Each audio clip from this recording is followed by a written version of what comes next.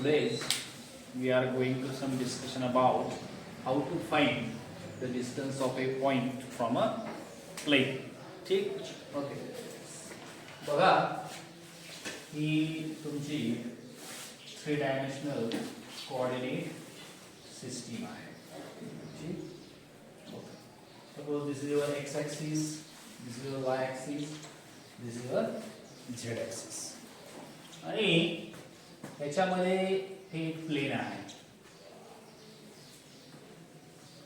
त्या 3D मध्ये हे एक प्लेन घेतलं की जी प्लेन त्या प्लेनला परपेंडिक्युलर असणारा हा एक वेक्टर आहे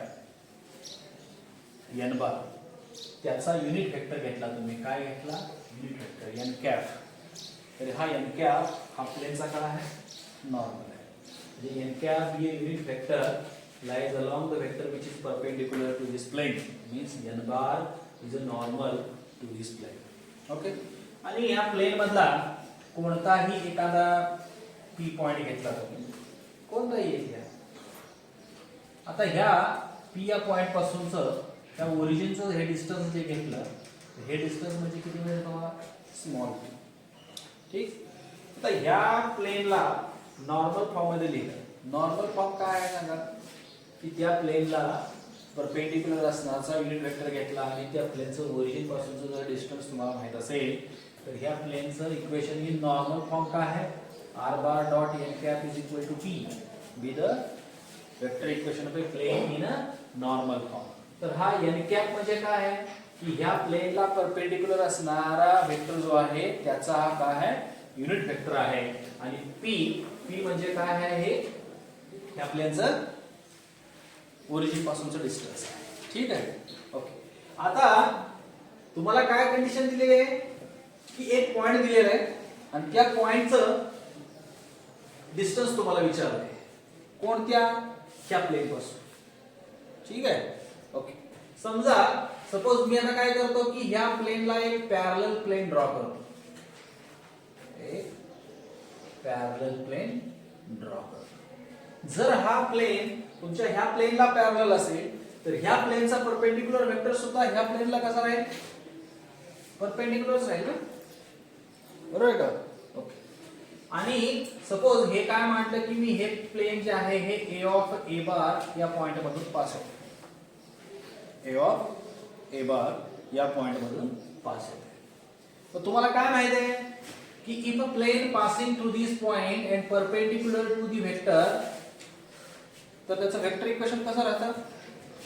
की ही r bar dot n cap is equal to a bar dot n cap, where n cap is the unit vector which is perpendicular to this plane. ठीक. मग आता जर का हा r bar dot n cap म्हणजे काय? Unit vector lies along to the normal to the plane असेल तर हा RHS चा जो कॉन्स्टंट मिळतो, हा कॉन्स्टंट म्हणजे काय असतं? की त्या प्लेनचं ओरिजिन पासूनचं डिस्टन्स असतं. त्या प्लेनचं काय राहते? हे ओरिजिन पासूनचं डिस्टन्स आहे. म्हणजे हा OA किती आहे तुमच्याकडं? Magnitude of a bar dot n बार ह्या वेक्टरचं याची मॉड्युलस व्हॅल्यू घेतली. डॉट प्रोडक्ट म्हणजे काय मिळतोय? स्केलर मिळतो. त्याची पॉझिटिव्ह व्हॅल्यू घेतली तर डिस्टन्स आहे ते. तर बघा OA हे काय मिळालं तुम्हाला? Magnitude of a bar dot n बार मिळालं. आणि हा स्मॉल p म्हणजे काय मिळालं? की या ओरिजिन पासूनचं हे प्लेनचं डिस्टन्स विचारलं. ठीक. आता तुम्हाला फाइंड आउट काय करायचं आहे? की ह्या प्लेन पासून ह्या पॉइंटचं डिस्टन्स फाइंड आउट करायचं. म्हणजे काय फाइंड आउट करायचं आहे? AP फाइंड आउट करायचं आहे. AP कसं फाइंड आउट करता येईल? ह्या टोटल डिस्टन्स मधून हा जो प्लेन दिला होता त्या प्लेनचं ओरिजिन पासून डिस्टन्स आहे ते मायनस करा. तुम्हाला काय मिळेल? Distance of a point from this plane. ठीक. ओके. म्हणजे इथं काय म्हणणार तुम्ही बघा. Now let r bar dot n cap is equal to p be the vector equation of a plane in its normal form. Therefore p म्हणजे काय असेल? be the distance of a plane from origin. P be the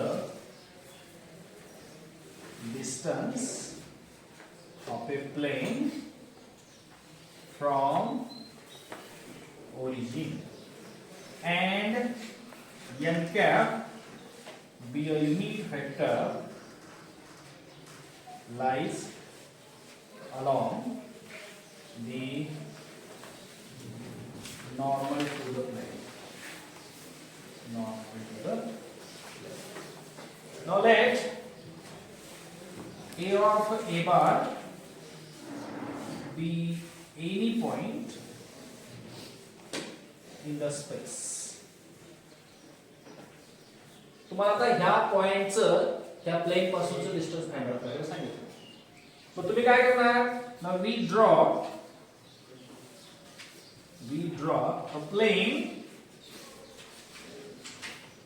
which is parallel to the plane r bar dot d cap is equal to p, and passing through the point A of A bar. आता हे जे दुसरं plain आहे हे plain काय होतं सांगा की A of A bar या पॉइंट मधून पास होते आणि ह्या प्लेनला कसं आहे पॅरलल आहे. मग जर ह्या प्लेनला पॅरलल असेल तर ह्या प्लेनची नॉर्मल म्हणजे ह्या प्लेनची नॉर्मल होईल ना. देयरफॉर काय म्हणा तुम्ही therefore n cap be a unit vector lies along the normal to the plane which is passing through the point A of A bar. म्हणजे n cap हा एक युनिट वेक्टर आहे, तो त्या प्लेनच्या नॉर्मलला लाईज होतोय आणि ते प्लेन कोणत्या पॉइंट मधून पास होते A of A bar या पॉइंट मधून पास होते. तर मग आता या प्लेनची इक्वेशन कसं मिळेल सांगा.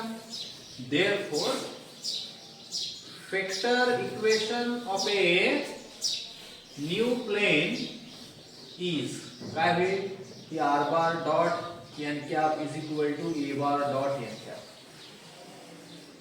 आता हा युनिट वेक्टर आहे a bar dot n cap हा एक स्केलर मिळतो, पण जर याला नॉर्मल फॉर्मला जर कंपेअर केलं तर हा a bar dot n cap म्हणजे ह्या प्लेनचं ओरिजिन पासूनचं डिस्टन्स मिळतं आणि डिस्टन्स ऑलवेज पॉझिटिव्ह असतो म्हणून याची आपण काय घेतली मॉड्युलस व्हॅल्यू घेतली. Therefore method of a bar dot n cap काय म्हणतात be the distance of a plane from origin. तर हे ओरिजिन पासून ह्या प्लेनचं काय आहे डिस्टन्स आहे. ठीक. देयरफॉर काय म्हणतात तुम्हाला इथं AP B the distance of the point A of A bar from plane r bar dot n cap is equal to p. ठीक. म्हणजे AP हे जे AP आहे AP म्हणजे काय आहे या पॉइंटचं ह्या प्लेन पासूनचं डिस्टन्स आहे. ठीक. मग आता या ठिकाणी बघा हियर स्मॉल p म्हणजे काय म्हणताय OP. देयरफॉर AP ला कसं लिहिता येईल OA OP लिहिता येईल का. ओके. हा आणि OP हे काय आहे डिस्टन्स आहे, डिस्टन्स ऑलवेज पॉझिटिव्ह होण्याची मॉड्युलस व्हॅल्यू घेते. आता OA किती दिले मिळाल तुम्हाला magnitude of A bar dot n cap minus OP म्हणजे काय आहे स्मॉल p म्हणजे magnitude of AP is equal to this.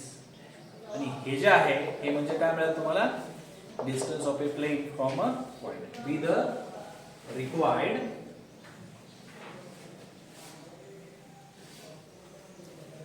distance of a point A of A bar from the plane r bar dot n cap is equal to p. ह्या plain पासून ह्या पॉइंटचं हे काय आहे डिस्टन्स आहे. ठीक. मग आता तुम्हाला क्वेश्चन असा विचारला जाऊ शकतो की find the distance of the point from a plane. ज्यावेळेस तुम्हाला प्लेनचं इक्वेशन दिली असेल त्यावेळेस पहिली गोष्ट म्हणजे काय करणार तुम्ही त्या प्लेनला नॉर्मल फॉर्म मध्ये कन्वर्ट करणार. नॉर्मल फॉर्म मध्ये कन्वर्ट केलं का त्याच्यावरून तुम्हाला काय मिळेल, पी मिळेल. आणि ज्या पॉइंट पासूनचं डिस्टन्स फाइंड आउट करायचं आहे त्या पॉइंटचा पोझिशन वेक्टर दिलेला असतो ए बार. ठीक, ह्याला नॉर्मल वेक्टर मध्ये कन्वर्ट केलं तर एन बारचा एन कॅप मिळेल तुम्हाला. एन कॅप मिळाला, पी मिळाला, ए बार माहित आहे. या सगळ्या व्हॅल्यू याच्यात ठेवा. ए बार डॉट एन कॅपचं मॅग्निट्यूड म्हणजे पॉझिटिव्ह व्हॅल्यू घ्या, मायनस पी या दोघांचा डिफरन्स घ्या, त्याची पुन्हा पॉझिटिव्ह घ्या आणि ही व्हॅल्यू म्हणजे तुमचं काय असेल त्या पॉइंटचं प्लेन पासूनचं काय असेल डिस्टन्स असेल. ठीक, ओके. तर ही होती, हा होता फॉर्म्युला. तो फॉर्म्युला कसा आला हे तुम्हाला सांगितलं की त्या पॉइंटचं प्लेन पासूनचं डिस्टन्स कसं फाइंड आउट करायचं. ओके, ठीक आहे. मला त्याचं एक काउंटर एक्झाम्पल बघूया. बघा,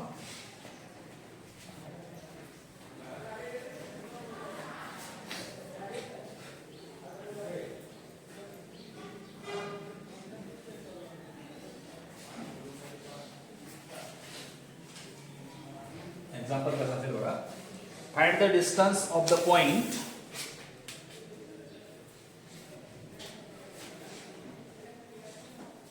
find the distance of the point 4i cap minus 3 plus 2 is minus 3j cap plus 2k cap from the plane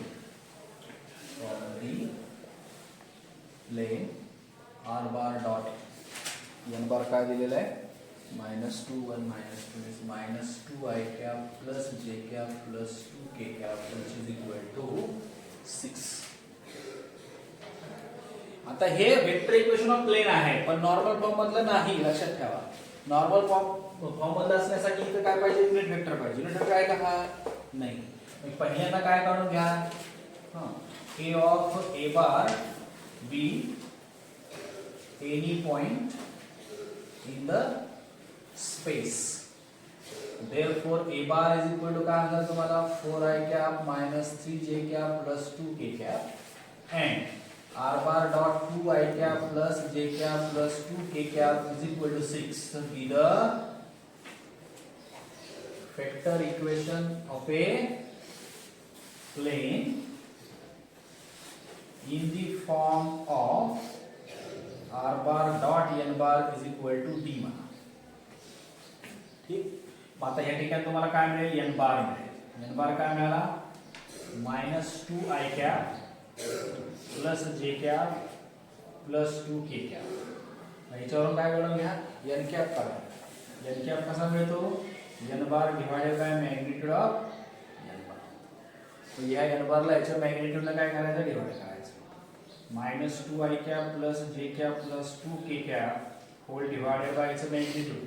minus 2 चा स्क्वेअर किती झाला, 4 1 चा 1 plus 4 means n cap is equal to 8 plus 1 9. 9 चा square किती मिळालं, 3.